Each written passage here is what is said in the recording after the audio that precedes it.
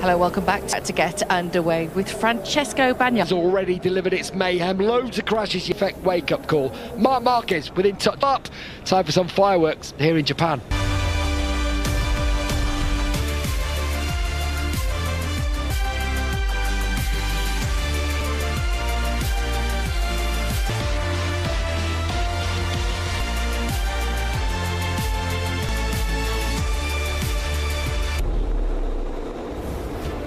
And if you have been with us through the night in the UK, we're about to go sprint racing, 12 lap worth the remote jet lag, because after months in Johann Mir, what would have been a fairy tale hotspot, it's been a tough weekend actually, but with the Quartararo and Morbidelli all ready to mix it at this coronation.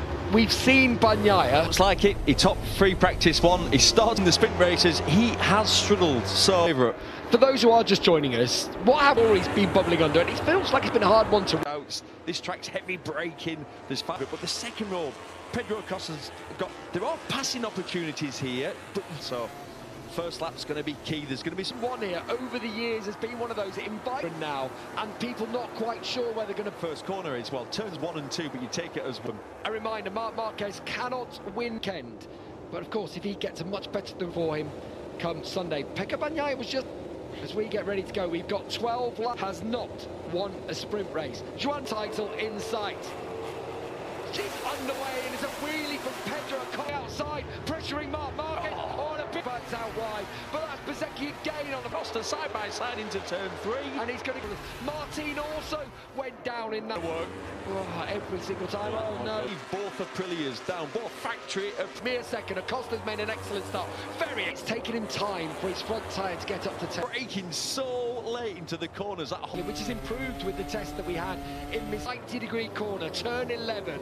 Down. Times over the years, if you're coming fast on that. The fourth row, the grip for Fernandez, fifth for Iocand, and Acosta in third. Marc Marquez. He can do his sweeping lines, he rides clear.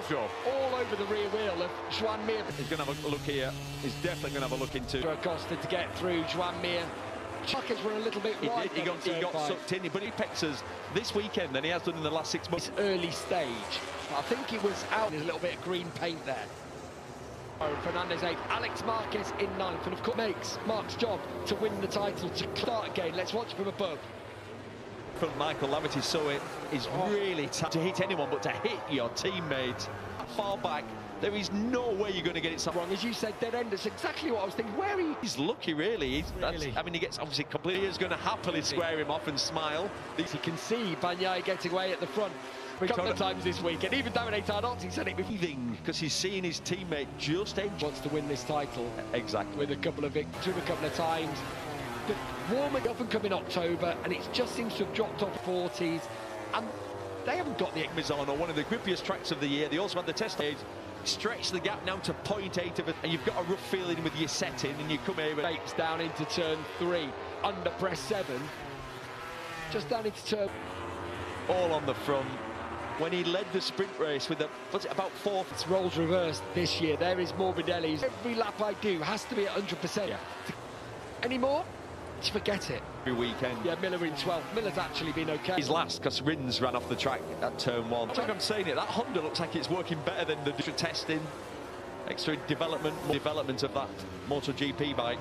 Again, a 33.7. That's it.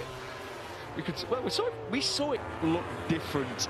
The bike gliding like we've seen for the past 5 seasons. Oh no, it was his first test of the year. What's happened? Racing Pecco's bikes. It's not quite upwards. It's going to be optimistic for Mark. He's getting a bit worked up. With regards to the seat unit, it sounds like with the rise, like they've taken away some grip. Just now, how do you change weight distribution? That Marc Marquez got in his head at the very first race. All the pressure's on. We thought it was going to be between, and then started getting beaten. And then all the taken right up until getting to the bizarre season and realise actually this is the direction. Other bits out before I go on to test all these. Basically, I've nothing to lose. Hey, imagine what this feels like. He hasn't scored up. Yeah, that actually we're going to have some good racing. With Bagnaia's rubbish, he's done. He's a busted world champion. Yeah. He knows how Bagnaia's going to clean sweep it because Marc Marquez would not let that happen. This is all a help for Bagnaia. Yeah, Alex Marquez, one of the He was the slowest man until right. That's actually better than expected. Yeah, he wasn't, and you're just thinking, what on earth is going on here? Fernando can't get it stopped. And they get really hot here, which then will make your front tyre pressure. I've seen so many times around this track, it's not one, heat's nowhere to go, especially on a hot and humid day like today. Essentially, your contact patch goes down the most. I mean, Marc's 14 sprint wins, and he finished out of the top 2. Here's coming back to Costa here. What did I say? Chance. Our Honda's going to be on the pole. So good to see again for the champions. And now the beast, unfortunately, 21st behind Taka Nakagami. Former teammate. Márquez coming defensive. He's a canny rider. Here we go again for Marc. Reminded me of something. That is a 3 rounds time. Yeah, that was a million. Need to do here at Mercedes. Yeah, and well, pin corner. You pass someone, they end up having back, but then he lets the brake off, knowing full well he ain't going to block past. Davide Tardozzi loves that. Him another point, Marc Marquez. That will move it tomorrow, which means he could even finish first, but from 4th to... Well, he's going for second place. He's come to Marc a little bit, the feeling. Well, so he retires from the race with the bit between his teeth now and closing in rapid. Wait till he meets Pedro Acosta. That's unreal. And Marc's just pulled point. Alex not scored a point in a sprint. His last sprint win came in second quicker than Acosta on that. Pulls off. You can see the rear of the bike skating around. It looks like that KTM where the ride-out devices work, but Marc's wheels... Dig up the ground, isn't he? But where does on the limit block I think he's going to do it straight away. He turns into corners. Yeah, it makes him much harder. He's going to go to the inside. Here we go. Yeah, there he... Well, actually, that was much cleaner than when he did it to me. Marquez up to second now. Now, I think, just try. Marc's going to score 9 here. That'll go to 191 and still be world champion. Bagnaia was doing 43s. We now is in the 45s. Good to see. It is so good to see. It's been a tough time to see him in the paddock. As you always talked and tried to explain his way. He's never changed. What is it? One swallow? Yeah. This will just be so much encouragement. Of course, but good. That's why we're. That was both tyres went then. 1 lap to go. Yeah, just under 3 in a sprint. For the best result in a sprint is the right in saying, I might be wrong. This is the first out and out them 2 race. Obviously there was Jerez as well, and then Marc crashed out, but behind. Halfway turn 9, the vehicle praying that Petrelli Neil right from the very first practice. Yep. It's on for an 11th place behind Alex Marquez. His former teammate though, season for Francesco Bagnaia, proving why he is a double motor too much. No, I think you're right. That means a lot to everyone at Ducati 1 and 2. So Bagnaia actually to keep his tip. He wins. Marquez second. Acosta take that back from the break. And it could happen tomorrow, and that is a little Japanese good luck charm that you're looking at on Marc's helmet. It's a gift that you get with no eyes. You fill in one eye and then you make a wish. When the wish comes true, you fill in the second eye and then you burn it. Will that happen tomorrow? I do think it will. He's had a bit of a struggle to get to this point in the weekend, but you never rule out Marc Marquez. Around here in the sprint, he should be in contention for the podium, but it's been a tough weekend, so he's got to bounce back from his qualifying woes, if you like, but Alex Marquez is struggling even more. So I think getting one hand in the championship this afternoon and then boxing it off tomorrow is pretty much on the cards for Marc Marquez. How much jeopardy is in the sprint race today for Marc, given the fact that he's had quite a few moments this weekend and he's been down actually? Yeah, he's been down. He crashed as if he was riding a Honda. Again, it's been one of those where he doesn't like to give up anything, but he said after qualifying today that he needs to focus on the objective, which isn't to beat Johann Mir, it isn't to beat Pedro Acosta. These challenges are coming, isn't to beat Pecco Bagnaia. Come on. You know what Marc's like.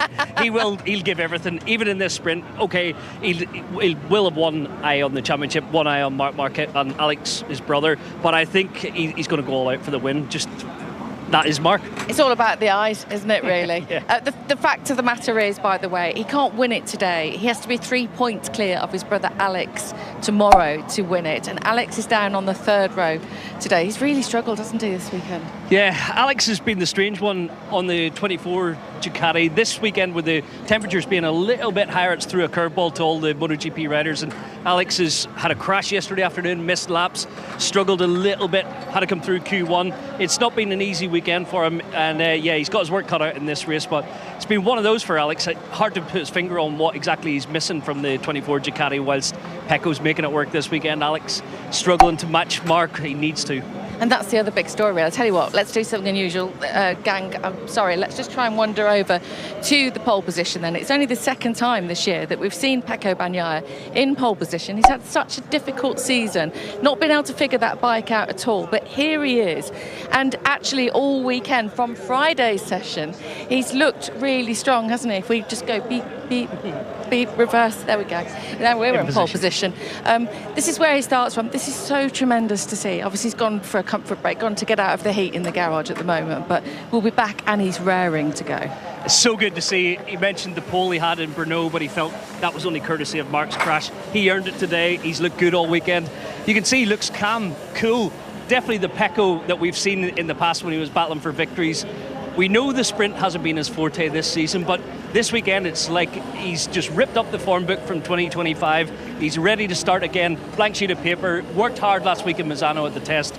Casey Stoner in his corner, the engineers bringing back some old parts that give him back his feeling that he remembers from the old GP24 Ducati. So he's got the best of both worlds, the 25 engine, the 24 parts on the bike to make it work, and yeah, he looks so good this weekend. And with that feel back, he's got his confidence back, and here he is in pole position. So Davide Tardozzi, the team boss, he's got his boy back in pole position. He's got his other boy about to win the World Championship. He must be cock-a-hoop, and that's with him.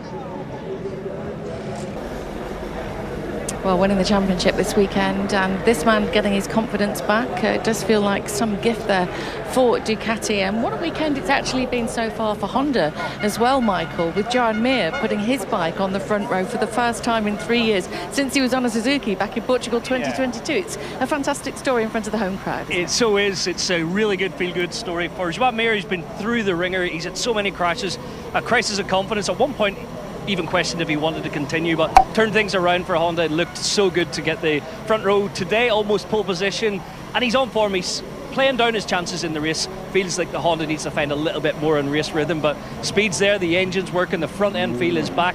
He, Marini and Zarco all looking good, and even Chantra stepped up this weekend. So Honda at home at their circuit are back in the fight, which is so good to see. Yeah, it really is. We're on the front row, of course, in pole position. Behind us on the second row, you might just be able to see some orange KTM. That's Pedro Acosta, and we can find out how his team is feeling. His crew chief, Paul Trevathan, is speaking to Nat.